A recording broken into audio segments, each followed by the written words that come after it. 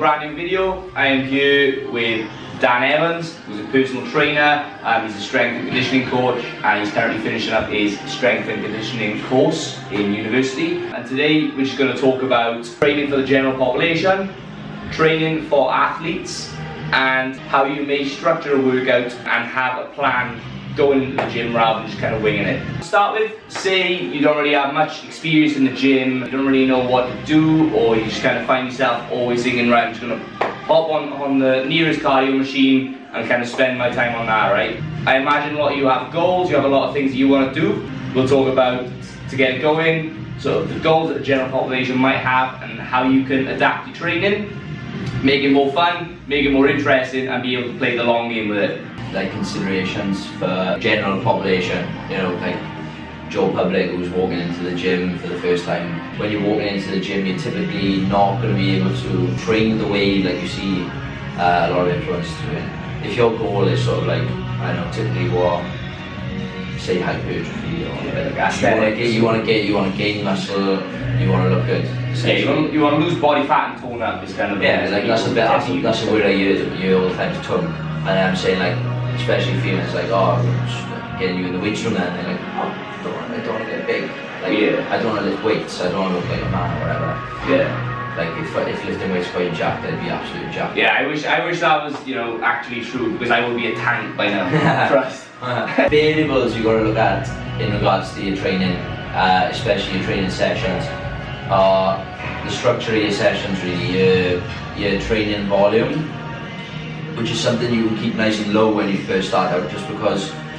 So your training volume be like your sets and your reps, essentially. Yeah. The intensity in which you train, misconception with training hard is like spending 3 hours in the gym. It's not the case. Training to failure is like is a skill like you would have to develop anyway. Like most people can't go into the gym and reach failure anyway. You want to train when you start out. You want to train as close to that point as possible, and that's where you auto-regulate your volume during your session. Because if you're pushing past a high exertion or a high intensity, you're really pushing yourself through a set. If you're doing a lot of volume, then risk-reward kind of gets a little bit foggy, and the reward for the risk you're putting yourself through is a little bit unbalanced. But that doesn't mean I'm not an advocate for hard training. You definitely should train hard. You should just stick to a lower volume style and train more frequently. A good place to start is either full body or full body, upper, lower. You're still getting 3 stimuluses for each body part a week. That's a relatively high frequency.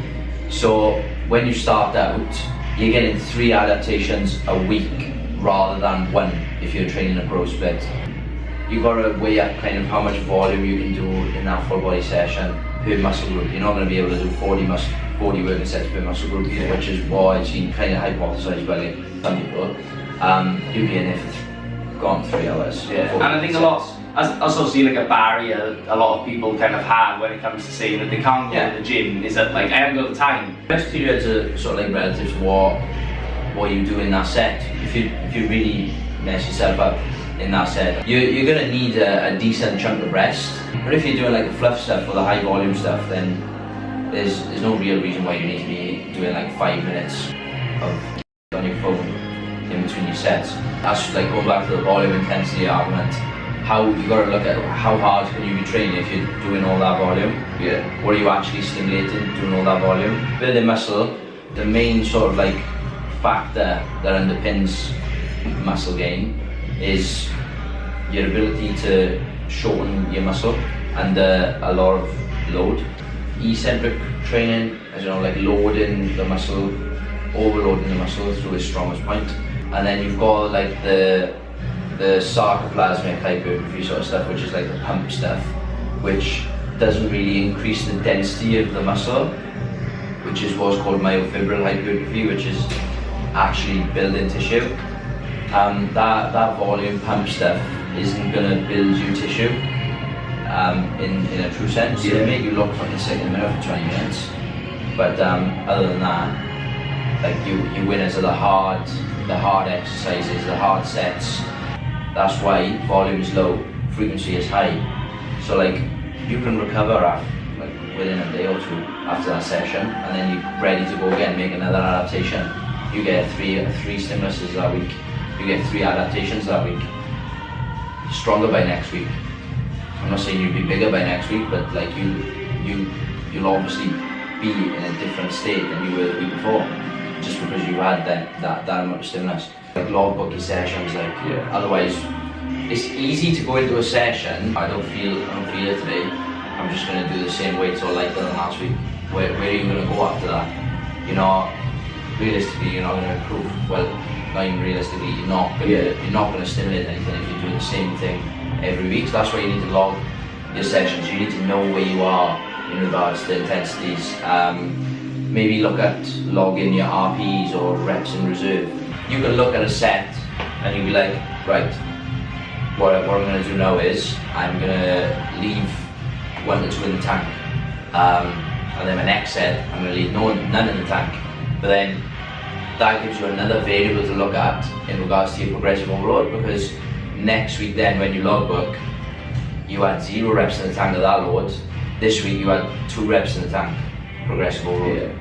And then you can kind of assess then if you do 4 sets and your RIRs are you're consistently improving them, then you can auto-regulate load. You can regulate load. That's why I log, and I get all my clients to log RPs or RIRs, whichever they find is easier to follow. It's not too difficult to grasp. RPE kind of translates to RIR, so if you're training like an RPE 8 or a 9, you're leaving about 2 reps in the tank, 1 to 2 reps in the tank. RPE 10 or above, there's nothing left. So we'll translate that now from general population into athletes. The athletes, the goals are all the same. Different demands for different sports. The goal is always the same, is to perform and minimize injury. To perform, typically every sport you can say that it's important to produce force fast, or produce a lot of force, apart from like bowls. You don't get strength conditioning for bowls. Maybe that's something you could go down, you know what I mean? Maybe you could sport specific bowls training. Bowls training. Yeah. Think about what underpins force, or power, or like what the demands of that sport is. So MMA, I don't know, for example, you need to be agile. You need to be able to like maneuver yourself really well. You need to be explosive. You need a lot of motor control. You need core stiffness, because a lot of it isn't just swinging punches and kicks. It's a lot of clinching up against the cage. You're maneuvering. You're in and out of awkward situations. You're up and down. Coordination, balance, everything. And you've got to understand what underpins those qualities. They show in the ring, or the cage, or the ring for your wrestling, which are called key performance indicators. So if I look at one fighter and I know he's on the ground all the time, he likes to clinch, he likes to grapple, he likes to roll. That's his area. Then I'll know how to sort of like approach that guy's training. But if a guy is like, he's not so good with rolling, he's technical with his boxing, his kickboxing, then I know how to approach him differently. The periodization is nice for MMA. I know where like team sports where you get competitive sort of outputs weekly, especially in season, it's difficult to get capacity up with them. It's more about managing fatigue and minimizing injury. With MMA, you get like a 16-week off-camp phase where you can just focus on like nailing them with hypertrophy. So when they do their weight cut, not so much they still look jacked, but that muscle serves a purpose. And the less muscle loss that they have, the better they'll perform inevitably come fight. If someone watching, right, like especially beginners or like people who kind of want to train more like an athlete, like how would they go about structuring a workout? So say they're into a habit of just going to the gym and just kind of being like, right, that's free, I'm going to use that, that's free, I'm going to use that. To kind of get out of that and have a bit more kind of structure in the sessions, how would they start? If I was to structure a session including every sort of like output of an athlete, it'd always start with the most technically hard, finish with the easiest. Sprinting and jumping would be always the first. Just because you got a high rate of force development, you need to produce force quickly. Sprints, jumps, weights, pumpy stuff, core, or cardio at the end. Always start with the hardest, finish with the easiest. Makes more sense to do that because then you're saving that energy for the stuff that really matters. A general session would be like a squat pattern, maybe a hinge accessory if your volume is up there, a push and a pull. I always advocate 2 pushes to a pull just because of the musculature you've got in the back kind of trumps the musculature you've got around here. Like if you see like bodybuilders, they like, or people who train a lot of bench, they're rounded in the shoulders, they got rounded backs, they scapula pokes up like that. That's just because they've developed tightness here, weakness here. So when you're doing that 2 pulls to a push, you're actually enabling yourself to like stay healthy around your joints as well. Structure your workout like lower upper body, then upper body push pull. Should be lower upper body push or upper body pull or upper body pull or upper body push. And then you can do like a main movement for each pattern, and then maybe add accessories in. Like maybe upper body you want to get like shoulder pumps, so add some side raises in. Deadlift will also fit into your lower body. Hinge accessories like RDLs, those kind of things. Good exercises, ones that you can load well, ones that you perform well in, ones that you can load a lot. But I guess that's the main thing, you know what I mean, is find something, like, I know it's cliche, but find something you enjoy, find something that's going to get you results, and just carry on doing that.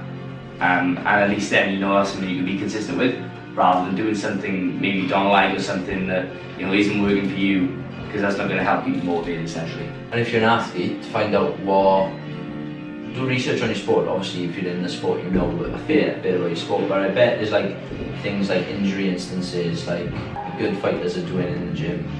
Like if you know what injuries occur mostly in your sport, find out what dysfunction causes those injuries, what increases the risk of that injury, train that capacity as well, get better at that so your injury risk is less.